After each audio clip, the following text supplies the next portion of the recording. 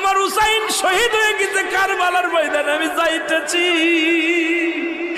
আমার হুসাইন ডাক দিছে নানাজি কইয়া, আমি রওজায় থাকতে পারি নাই রে, আমি হুসাইনের দেখার জন্য নবীজি রওজা থেকে উঠা গেছি। আলেমরা সর। ইবনে আব্বাস বলে আমি স্বপ্নের মধ্যে দেখেছিলাম আমার রাসূল ডাকতে বলে মক্কা মদিনার মানুষেরা রে আর ঘুমাস না, আর তোরা ঘরের মধ্যে থাকিস না। আমি নবী রওজায় ঘুমাইতে পারি নাই, কান্না সহ্য করতে পারি নাই। ওদিন আমিও ফাতেমারে নদীও না আমি সহ্য করতে পারি। আমার হুসাইন যখন ডাক দিয়েছিল না নাজিয়া মুহাম্মাদ মুহাম্মাদান করে যেদিন ডাক দিয়েছিল রে, সেদিন আমি নবী রওজা থেকে পাগলের মতো উঠে কারবালা পর্যন্ত চলে গিয়েছিলাম।